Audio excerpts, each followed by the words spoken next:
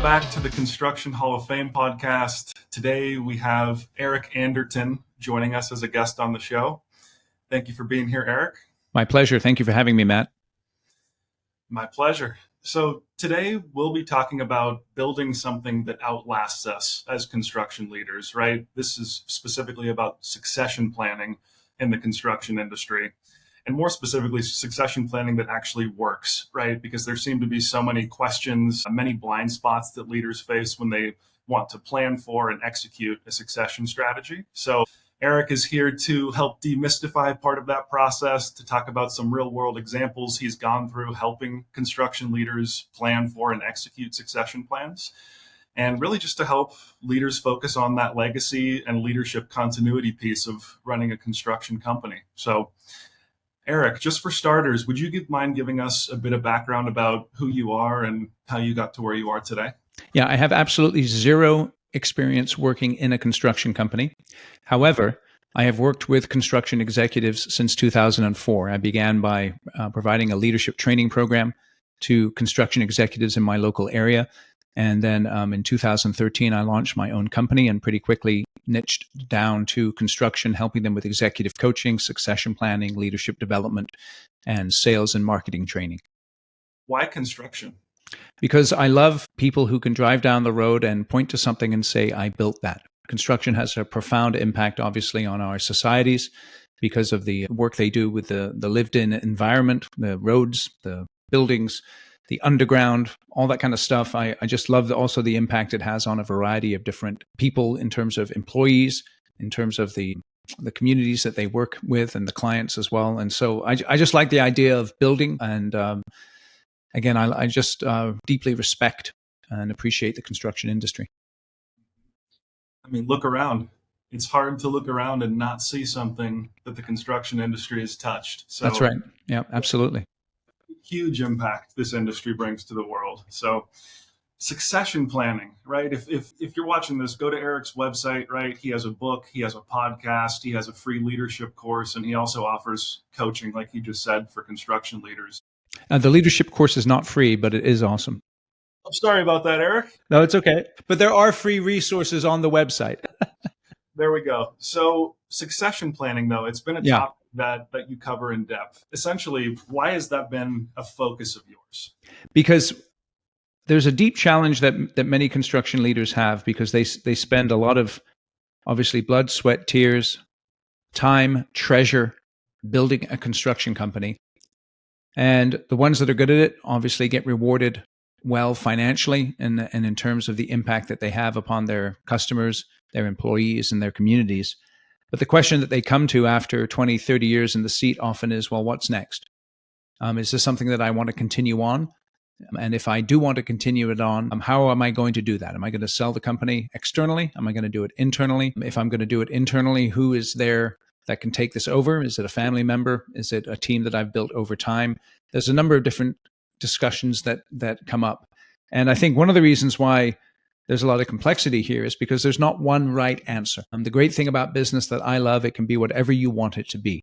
As long as you're solving problems and adding value in such a way that people will actually want to give you money and you're providing them a service or a product that benefits them, business can be whatever you want it to be. And so there is no one right answer for succession. And because of that, a business owner has to work through a number of different complexities, both emotional, financial, psychological, and logistical, in order to come to a conclusion on what he or she wants to do with their business.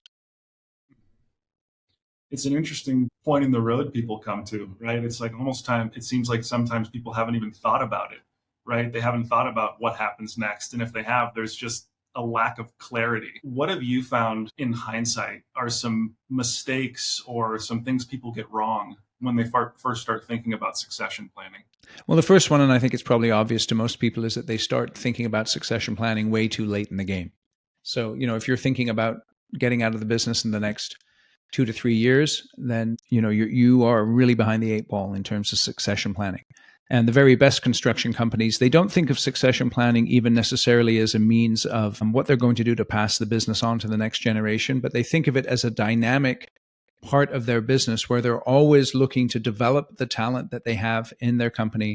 They're always thinking about, where is my business going not only today in terms of a project that we're executing, but 5, 10, 15 years down the road. And so the very best construction companies are starting succession planning almost from the get, almost from when they start the business. And that obviously can be challenging because when you start your business, what are you doing? You're looking to pay the bills. You're looking to make sure your crews are busy. You're looking to land the next project. You're figuring out how to build projects profitably and safely and productively. And so you don't really think of necessarily 10, 15, 20 years down the road. And that's why as soon as possible, you need to be able to step out of the business and work on the business and think about those things, because the more work you put into thinking about the future, the more you can set up the present to point towards that future in a way that benefits you and other people in the business. And in order for one to be thinking about this from the beginning, they need to have an understanding of what it is, right? And so, what does succession really mean to you? Succession planning can mean a variety of different things, but what it means to me is structuring the business in such a way that it has an ability to provide value for clients and a place of value for employees on an ongoing basis. And so that can be anywhere from a timeline of 5, 10, 15, even 100 years. And I work with companies that have been in business for over 100 years. And so they didn't get there just by happenstance. They get there because they decide that we are the type of company that wants to be around for generations. And they begin with that end in mind and structure the company to move towards achieving that end.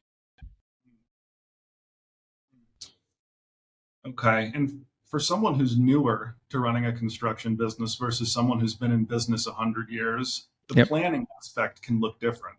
It's Yes. almost like you don't know what to plan for because you haven't really gone through it yet. And someone who's 100 years in business, they've seen different cycles, they've seen different markets. I think they have a little more clarity as to what the future could look like and how to plan for that. Yep.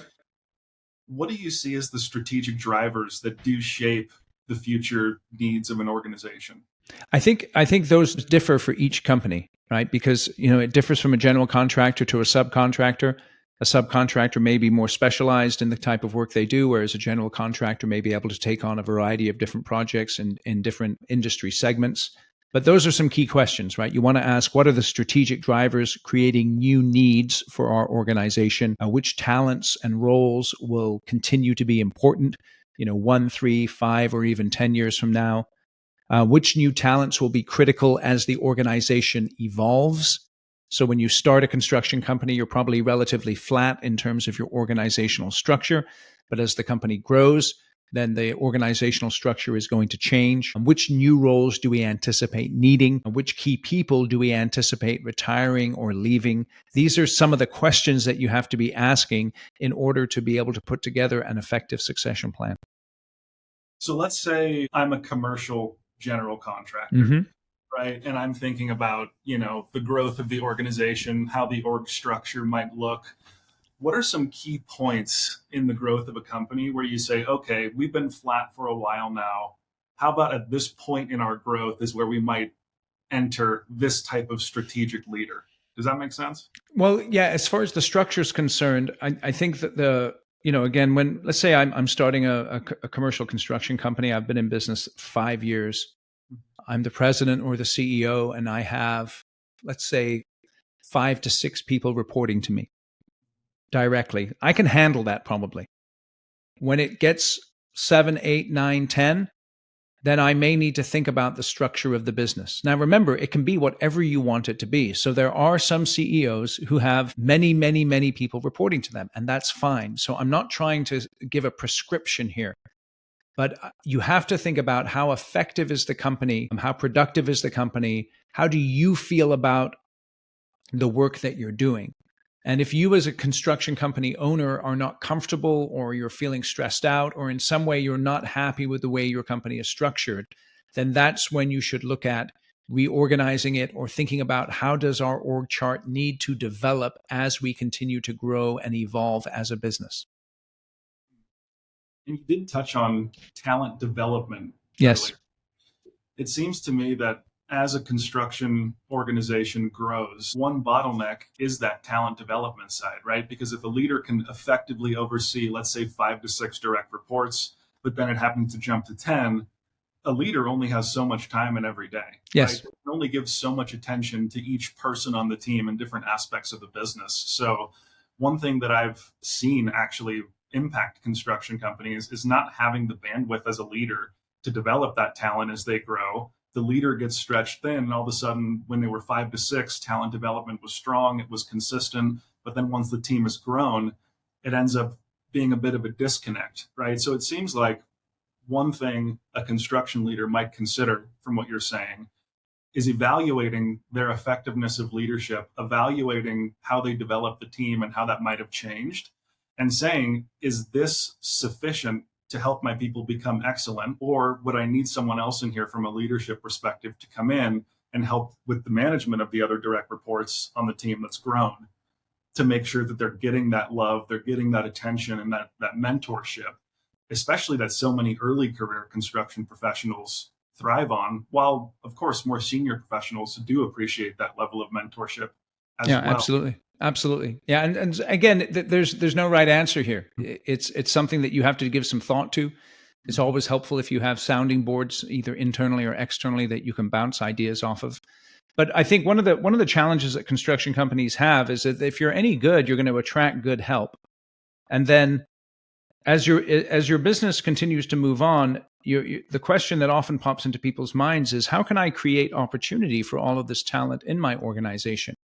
And so there's often times where and this is a key part of succession planning, you make an intentional decision to grow your business simply because one of the reasons you want to do that is to retain the talent, because you want to give the talent opportunity to grow and to develop in your company. You don't want to lose them to somebody else.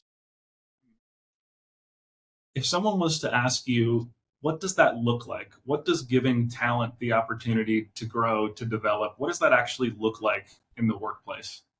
Well, I think on a fundamental level, there's this idea of tours of duty, which I think are tremendously important. And so every company, you have the field and the office, you have estimating, you have project management, you have operations. So there's a variety of different opportunities that people have. And I found that the very best construction companies, and this is typically construction companies that are a little larger, and so they have some overhead room where they can do these kinds of things. They'll, for instance, take a project engineer and they'll pair them up with a project manager for a couple of seasons, and then move them into pairing them up with a superintendent, and perhaps even move them into estimating. And by doing that, they're giving these project engineers a well-rounded picture of the business and a feel for the business that perhaps they wouldn't get if they were just stuck in one of those silos. And as you're doing that, you're doing a couple of things. Number one, you're being able to evaluate the talent that you have in terms of how they respond. And number two, you're giving them an opportunity to see what they actually really like to do. And then the third thing is, if I'm a project engineer and I've worked with a project manager and then I've worked with a superintendent, I have a deeper understanding of some of the challenges that occur between the field and the office. And as a result of that, may be able to bridge those gaps more effectively as I grow in my career and step into leadership roles. So that idea of tours of duty can be tremendously helpful. The other day, I was speaking with an architectural firm. They're a high-end residential architecture firm. Mm-hmm. And they said something that was very interesting to me, something that I hadn't heard before, but it kind of condenses what you just said. When they would onboard a new employee, what they would do is they would have that new employee for the first 10 weeks, they would assign them 10 different mentors. Mm-hmm.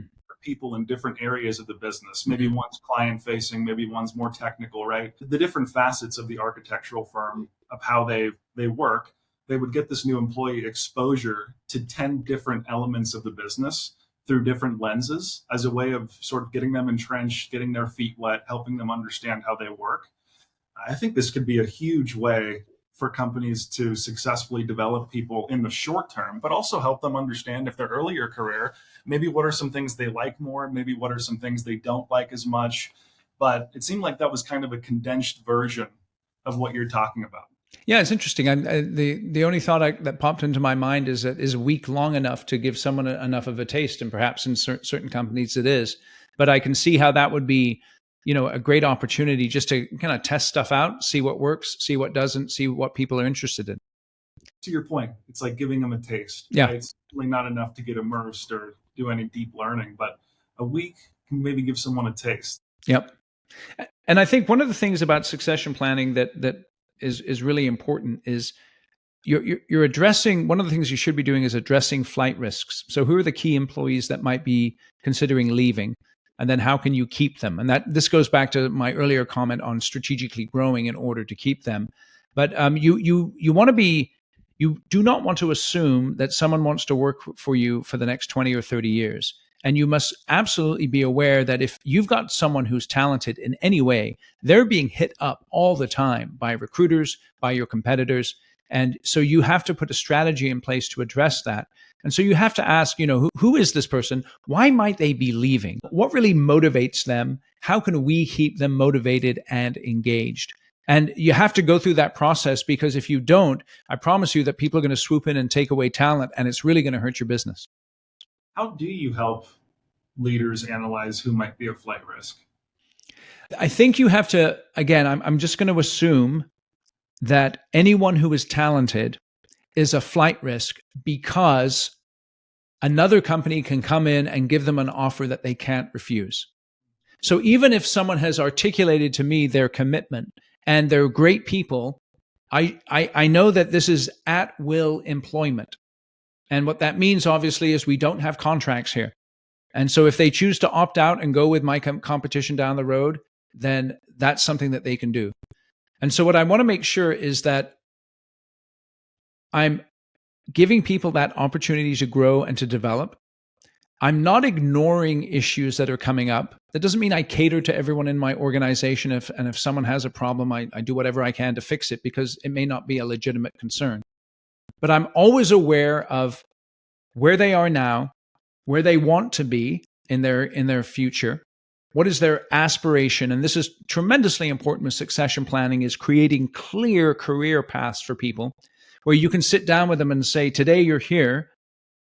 3 years from now, you could be here if A, B, and C happen. So you're being as clear as you can with them about that. And you're also accepting the fact that sometimes you may have two very talented people and you're forced to choose between one of them in terms of the next promotion. And as a result of that, you may actually lose that talented person. And you should be thinking about, okay, so if I make that decision to promote someone into a new role and someone else has not taken that promotion and I still want them in the organization, what do I need to do to maximize the possibility of me retaining them even if they don't get that promotion? Your point about communicating with clarity in a situation like this is so important, right? Like I sit on the recruitment side of this desk, right? So I'm speaking with candidates constantly about what motivates them, what would drive them to make a move. So often it's lack of clarity around career development, around career path. It's like that piece of the puzzle is skipped over by construction leaders. They just neglect to talk about it. From my perspective, it seems like sometimes it's just because they might not be confident about what they would be able to present to them, or they hadn't thought enough about that. So they just kind of put it on the back burner as a means of just hoping things continue to go well. Yep. But unfortunately, many people think about their career intentionally. So if they're not being clearly communicated to about how they can grow, and someone else can do that, and they do that even in an interview process, they're looking at the grass on the other side and they're saying, well, at least they say the grass can be greener. At least there was a path communicated about how the grass can be greener, when I'm getting nothing at my current firm.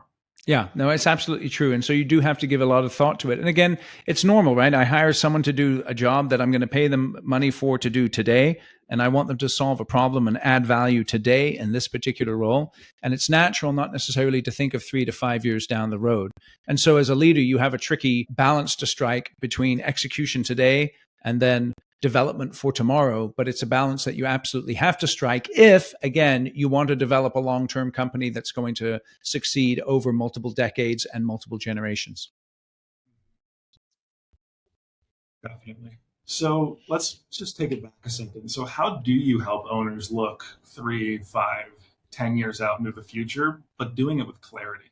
Yeah, it's really, first you have to be able to carve out the time to do it, right? And so I think the most effective way to do that is to get together with yourself the president of the company gets together with his or her key leaders. And when it comes to succession planning, my recommendation is you get out of the office, you can rent a hotel room, you can go to an event center or something like that. And you just begin to ask some questions, some key questions. What does succession planning mean to us? What would be the great outcome of a succession plan? What is the timing to create the plan? What's the timing for the execution of the plan? What's driving the need for a succession plan?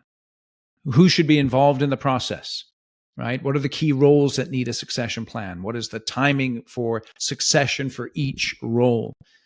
And so you've got to ask these types of questions, and they're rather broad. And the reason they're rather broad is because the answer for each company can be different. And that's like what we said, your business can be whatever you want it to be. But the best way to start with succession planning is to begin very broad and to ask a series of good questions that you can then begin to discuss together. And through that discussion, get to more specificity, more clarity, and then through specificity and clarity, get to action. So on the side of specificity, I find that oftentimes when it comes to org charts, construction companies might not really have an org chart mapped out. It's kind of known but not stated, known but not documented. Right. People understand what their role is in the company, but there's not a photo on the wall or a diagram on the wall showing here's our org chart. How important do you think the org chart, the KPIs, role clarity, how important is that when it comes to succession planning? Well, I think the first one that you mentioned, the third one, role clarity, is absolutely essential. I'm not sure how important an org chart is in terms of, I'm not sure how important actually having an org chart, on a wall is. Obviously, you want to have some sort of understanding of the structure of the company. But in terms of importance, clarity on role and responsibility is absolutely essential. And then tying KPIs to those roles and responsibilities is absolutely essential so that I can know whether or not they're being executed well. In terms of the org chart, the benefit of having an org chart is just so that people understand who's in charge of bidding, who's in charge of planning, who's in charge of building, who's in charge of getting paid, and how are those roles then going to be reporting up the structure, and how are they affecting down the structure as well. But I think one of the ways that construction companies often fall short is a lack of clarity around roles and responsibilities. And as a result of that, there's a lot of finger pointing and there's a lot of micromanagement that then takes place. And you have people who spend a lot of time doing other people's jobs because that lack of clarity exists around whose roles and responsibilities, what the roles and responsibilities are, and who should be doing what.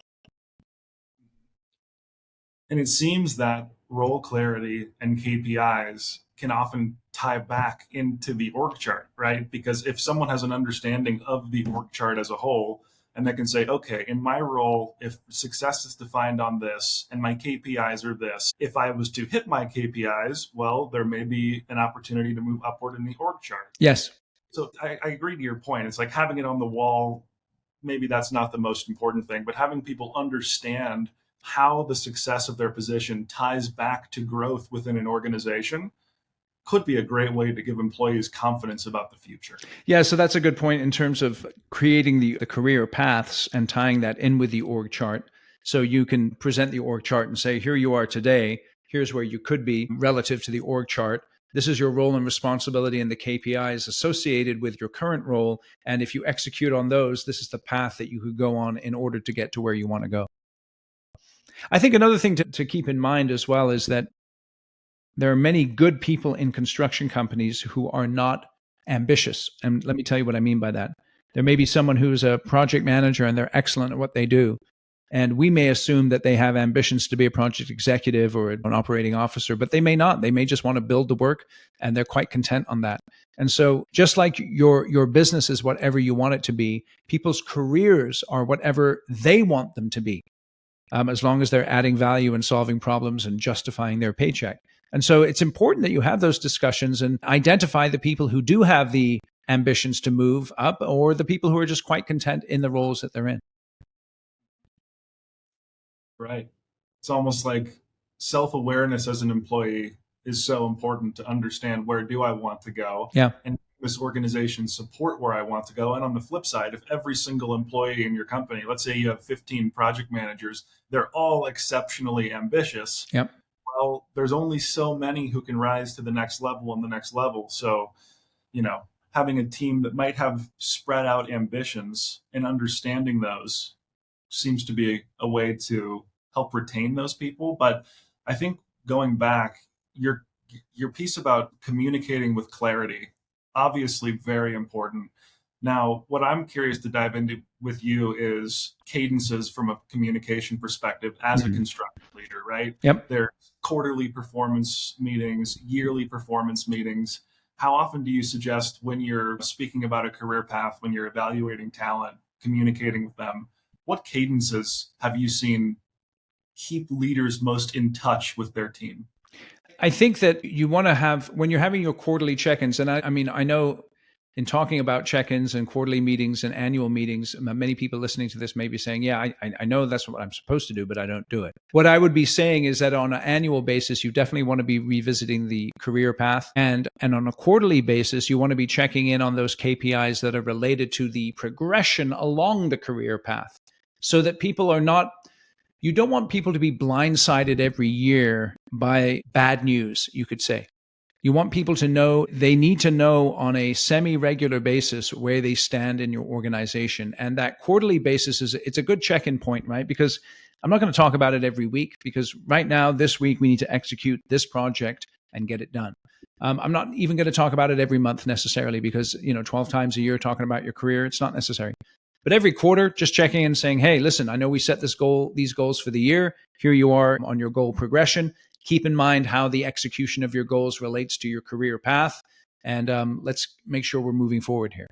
So I think a quarterly/annual cadence in terms of tying performance into career paths in one form or another is appropriate. Quick break from the show to share a word from our sponsor, Big League Talent, your trusted partner in AEC recruiting. If you run a construction, architecture, or design firm and you're turning down work or stuck in delays because you're short on the right people, you're not alone. Big League Talent offers a white glove experience to help AEC companies recruit and retain top-tier professionals who align with your culture, so you can grow confidently. We dig deep into your story, identify what makes your firm unique, and present your value to the market by targeting candidates who match your needs. You'll get a short list of vetted leaders, fast. It's discreet, strategic, and hands-off for you. Firms like Dowbuilt, McCarthy, and Sullivan Design Studio trust us when hiring can't be left to chance. Whether you're hiring now or planning ahead, we're here to help. To strategize on hiring, book a discovery call with our CEO via the calendar link in the show notes. Now back to the show. And not overlooking those conversations and being specific when possible is so important. I can't tell you the amount of times I've spoke to someone who said, yeah, I talked with leadership about potential promotions, potential step up within the company. We've talked about it a few times, but I don't really have much clarity. Right? Yeah. They talked about it, but they didn't really talk about much. Right. So the employee walks away feeling maybe worse than they would if they were just given the truth about the situation, so they could at least have clarity for their career. Yeah, and it's a tough one again, right? Because we don't want to overpromise with people, but at the same time, we don't want to cloud issues and give no clarity so that people don't know where they stand. Mm-hmm. And so for every leader, there is a judgment call that has to be made, and that's the essence of leadership is judgment and being able to understand situations and make the right calls based on the situations. And the more transparent you can be with people, I think that the better, the more people appreciate that. But again, you have to balance that with the needs of the business. I may not necessarily want to say to a project manager that they don't have the opportunity for the next promotion because someone else is going to get that promotion. I may not want to necessarily articulate that completely because I may lose them as a result of that. But at the same time, I do owe them a degree of clarity and transparency. And I don't think there's necessarily one answer to that question. This is going to be a situational question, but let's say we are, as a construction leader, you find yourself in that position. Someone's going to get the promotion. Someone else is going to be passed up for it. Yep. You know they wanted the promotion. What have you seen work to help keep someone like that on your team if they're a strong player? Yes. or has it typically just led to them being a flight risk? Okay, so I think one of the things that you can do is make sure that that strong player is on a project that he or she wants to be involved in. Okay, so let's say it's a project manager who didn't get the project executive promotion. I don't want to then stick them on a sucky project that they hate. I want to make sure that they're doing work that they enjoy. I want them to know that I appreciate their contribution. And they didn't get the promotion not because they're a bad person, but we thought that the other person would be a better fit for this particular role. If this person, for instance, is technically very strong, but in a leadership way, not very strong, and therefore didn't get the promotion to perhaps moving from project builder to people leader, then I want to be transparent with them about that and let them know that and give them a possible path for improving on that. But I also want to emphasize with them, if it's appropriate, that, listen, you're technically tremendously skilled and we need you here at this organization and we value you as far as that's concerned. If you can tie that value to both recognition and also rewards, then that can be something that's tremendously powerful as well in communicating to them your appreciation. The last thing I would say is that if you want to keep someone who is technically sound but didn't get that promotion, you want to make sure that the person that they're reporting to is someone that they respect and someone that they enjoy working for, because people don't always quit their companies, they quit their bosses.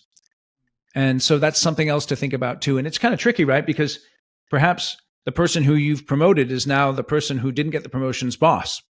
And I'm not saying that you shouldn't do that, because you know what you need to do with your company.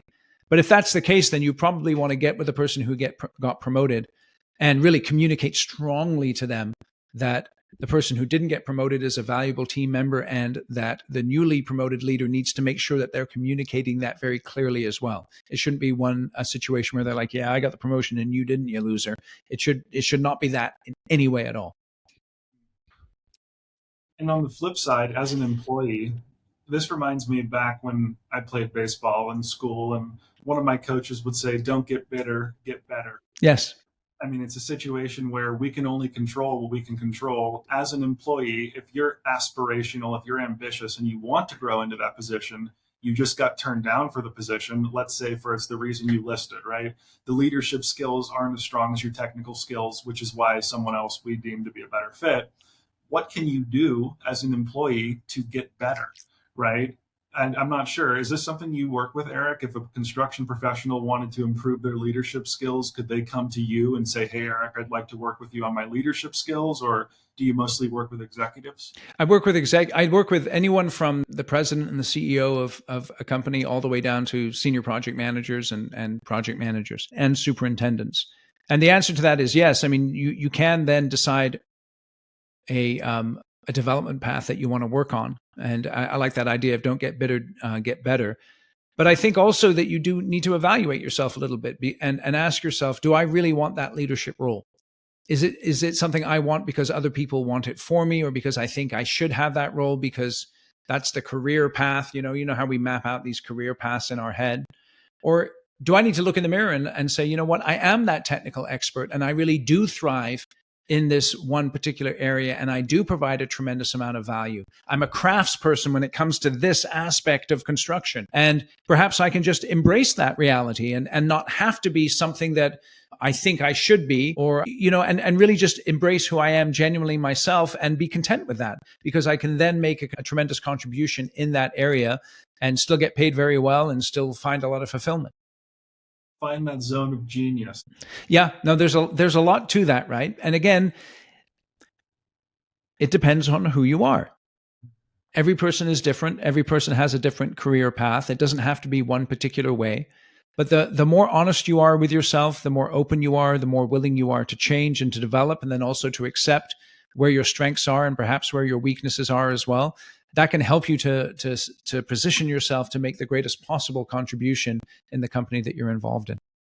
So when it comes to what we've been discussing in depth, actually, right, it's like the tools of a succession plan. You've dove into a couple important topics.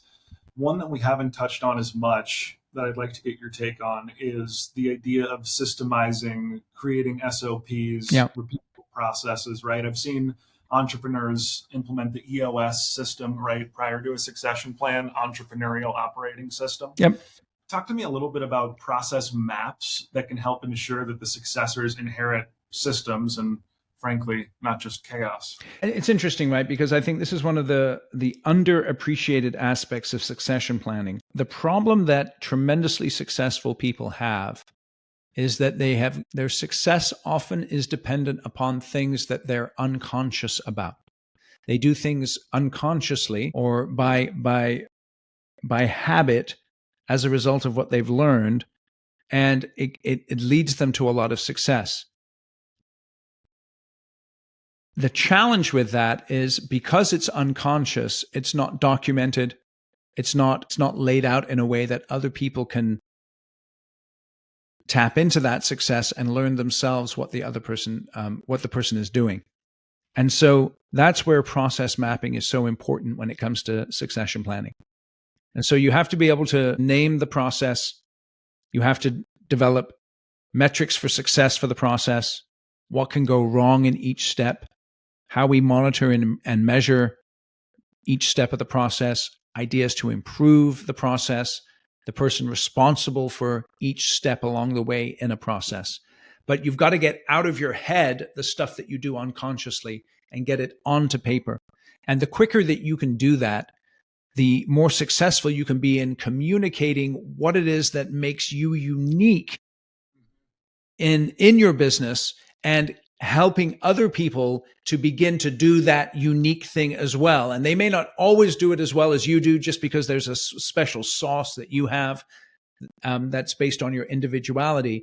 But if they can do it at an 80, 90% level of what you do, because they understand the process, because you've taken time to articulate the process, then it can help other people to be much more successful. When you think back to leaders you've worked with who have been most successful at creating processes, SOPs, what did they have in common with how they approached creating the processes and how they delivered the processes to their team? I think the most successful people, what they do is they sort of team the process mapping. And what I mean by that is, so let's say I'm very good at executing a particular part of the project. So one of the things that, well, let me give you an example. Like if I'm very good at selling projects, I should have someone in my organization interview me as to the things that I do along the way. And so in that interview process, you can start with, what is it that you do in this situation when you're going into an interview to talk to a prospective client about a project that they're building? How do you prepare for that? What questions do you ask? Why do you ask those questions? When do you ask those questions? And as you're being interviewed by someone, you can then begin to articulate that step-by-step process that you use that you may not even be conscious of. So getting into that questioning environment can really help to articulate what it is that you're doing. And then once that articulation has occurred, you then have to order it in a way that people can follow so they can understand, here's step 1, here's step 2, here's step 3. Obviously, in many cases, you have to allow for intuition and the fact that not every process is step 1, step 2, step 3, but there could be step 1, step 2A, or step 2B, depending on what happens. And so you have to map out those complexities as well. But the interview style of laying out a process can be very helpful because a person can ask a question. Based on the answer, they may pick up on some subtlety or nuance that the person answering the question may not be aware of. Ask another question based on that and begin to lay out what actually is happening in an organization that causes it to be successful. And I've seen it happen a lot where a leader will create a process and then for some reason the process isn't always followed. Yes. Or it's not top of mind, it's not talked about enough. What do you see as the best way to get consistent buy-in and execution of a process? Is it having a company handbook with the processes laid out? Is it, for example, a Google Doc with every SOP listed out that you could possibly have in the company? What have you seen work best for accountability to the process? Yeah, I think obviously documentation is key. And then sitting down with someone and communicating the process. So a very simple way of doing it is this. Here, let me show you how to do this. Then let me watch you do it. And then you do it by yourself and let's look at the result. But documentation is key. Clear communication is key. and then accountability and follow-up. And typically when someone is taking over a new process or doing something they haven't done before, your cadence of accountability and follow-up is going to be more frequent than someone who is already familiar with a particular process and executing that process. So documentation, clear communication, and then accountability. That's how you lock in people using processes effectively. Love that. Love that. So when it comes to replacing the CEO, yes, right? Replacing the person at the number one seat in the company, doesn't need to be stated how important that hire or that replacement would be. Mm-hmm. Do you find more often it's someone inside of the company who ends up taking that position or someone who you recruit externally?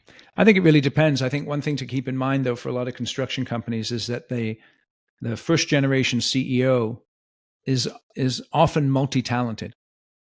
So for instance, they're very good at winning work, and they're also very good at planning and building the work, and they don't mind chasing the money. With the second generation, you may not always find one person who is good at all of those things. And so in the second generation, often the three main areas of bidding work, building work, and getting paid get split up between co-owners. But having said that, there should always be someone who is then taking the executive lead as well. In other words, having final decisions, they're not just operational in terms of bidding, building, or getting paid, but they're also making final decisions that relate to each one of those areas. And when you're replacing the CEO, you have to have someone who is not only technically capable, but you also have to have someone who has the leadership chops and the willingness to be the person who takes the hits and makes the decisions and takes the responsibility. And so that's one of the tremendous challenges. To answer your question, whether it's internal or external, I think the answer is it depends. If you don't have anyone internally who can do that, then obviously you have to go externally. But ideally, over time, you're developing that next generation. And again, you may find that though you're very capable at many different things in a company, the next generation, you may not have that same talent level in one person, but it can be distributed through more than one person. And that then can affect the way that you structure the transition of the ownership in terms of ownership portions and things like that for the second generation. Your point earlier about having a sounding board. Yeah. So important here. I don't know if it has to be either or, it could be both. Having a strong sounding board and also a high level of self-awareness to understand what makes me special, what makes me great at what I do. Yes. Having someone else to also shed some light on that. Yep. It seems like that's really the first step, right? Is analyze like what makes me me, Yep. What has got us to where we are today from a leadership perspective, and then reverse engineering. Okay, does someone else on our team possess those same skills? Could someone externally possess those same skills if they're not internal? Or do we have to piecemeal this into several different positions to where each person is owning a certain zone of genius where maybe I had two or three? Yep. Maybe we need to, partition that out to whoever ends up filling this role. Yeah, it's entirely appropriate to do that. And again, each company is different. That's one of the things about succession planning. It's a very broad topic, and that then lends itself to being worked out in unique ways in each different organization. In the planning of a succession plan, in the planning phase, it seems that the leader of the company having some sort of training, mentoring process would be critical, right? I mean, we want to have all the knowledge and the wisdom and the experience of this leader passed on. We see it all the time, right? In construction, the superintendents who are getting older in their career and they possess all this knowledge. It's like, what are we going to do when all these supers retire? Yep. And then the younger generations might not have that wisdom captured and passed down to them. Have you seen it work successfully to where maybe a few years before one would plan on exiting the business in some way, shape, or form, they take someone on their team into the trenches on sales meetings in just different aspects of the company to really get their feet wet and train them? Or what have you seen help in terms of passing down that wisdom other than, creating systems and processes, which certainly should capture some of that? Yeah. So again, I think that systems and processes do capture some of it, but then you have to get the buy-in of the people, right? So hopefully you have your superintendent who's been with you for 10, 15, 20 years, hopefully that person is willing to bring someone up and is not threatened by the next generation. That's not always the case, but those are the types of people that you're looking for. Again, if you're looking to develop a succession plan over the years, one of the wise things to do is to get people around you that might be leaving at the same time that you are, in the sense of retiring out of the business. And they would then have incentives to develop the next generation so that the business can be passed on. But that idea of mentorship is absolutely essential. And it's not something that's guaranteed, though, because people tend to be protective of their turf.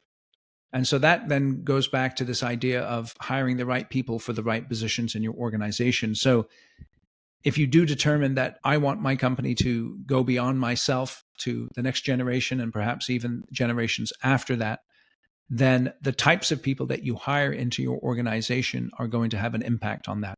So if you hire people who are not willing to mentor the next generation, who are insecure in their roles in terms of, I don't want to train anyone who might take over from me, those are probably not the types of people that you want to hire.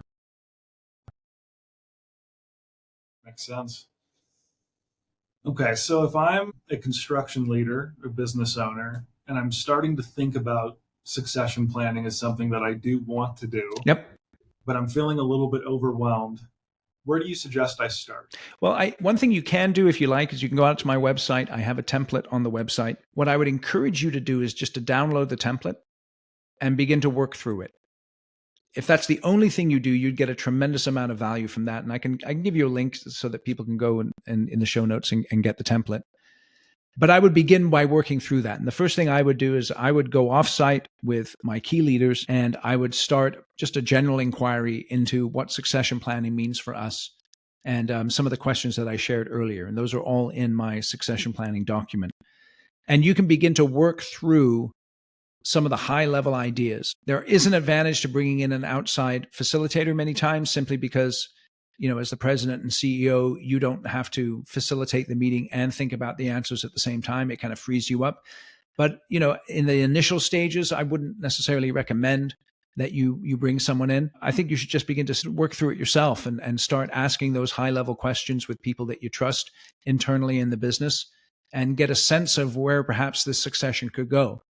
Obviously, as you get into more detail, as you get closer to the time when you might want to pass the company on, bringing in outside advisors from a structuring of the deal perspective, legal advice, all those kinds of things, that's tremendously important. And then using someone like me who's facilitated many discussions around succession can be tremendously useful as well.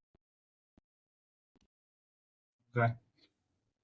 What are your thoughts on how ESOPs fit into this versus maybe having someone take over? Or I've also seen construction leaders decide, hey, let's just become employee owned as a company before I phase out.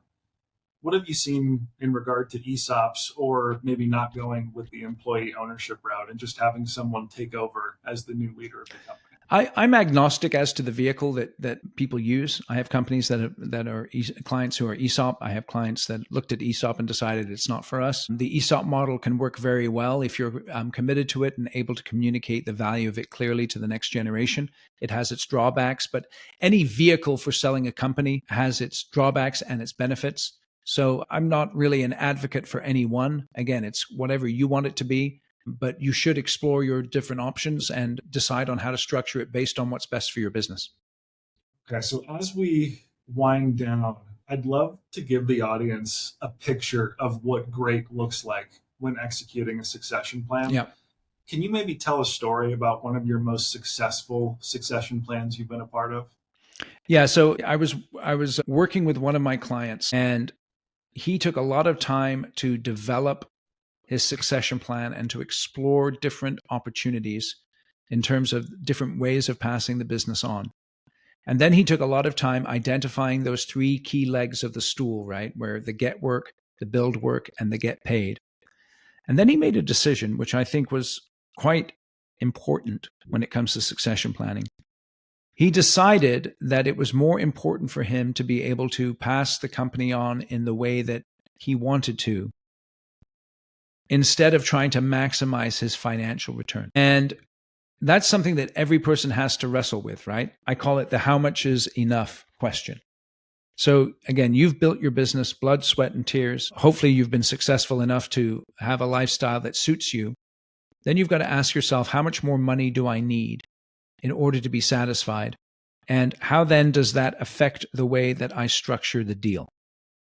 And because this gentleman understood that if he wanted to pass it on in the way that he wanted to, it would lower the amount of money he could make. He was willing for that, though, because what was more important to him was taking care of the employees who had been loyal to him through passing the business on to them, and also the legacy of his business from one generation to the next. Now, let me say this. If your goal is to maximize your financial return, that's perfectly acceptable. It can be whatever you want it to be. What's most important, though, is that you're clear on what you want it to be, and then understand that there's pros and cons to every approach, and take advantage of the pros, accept the cons, and then make decisions that enable you to pass the business on in a way that is right for you and right for the people who are taking the business over from you. Love that. Clarity going in Mhm. seems to be something that's so important. Knowing what you want makes it a lot easier to plan for what you want and Yes. execute what you want. And it seems that for someone watching this, if you're lacking the clarity, if you're lacking maybe even understanding what you want in the first place out of a succession, would probably be a great opportunity for you to reach out to Eric Yep. and do a little bit of strategic planning in that aspect. Yeah, absolutely. Absolutely. We can book in, a quick 10-minute call, and we can figure out very quickly if or how I can help you. And if I can't help you, I'll let you know right away. And if I can, then we can take more time to explore how. So a couple final questions we've got here. One is, I've found that executing a succession plan in a family-run company can get a little bit hairy when it comes to comparing that to a company that's not family-run. Yep. Do you approach family-run company succession planning differently than you would with a company that's not family-run? I'm not sure I approach it differently. It really depends on the family, right?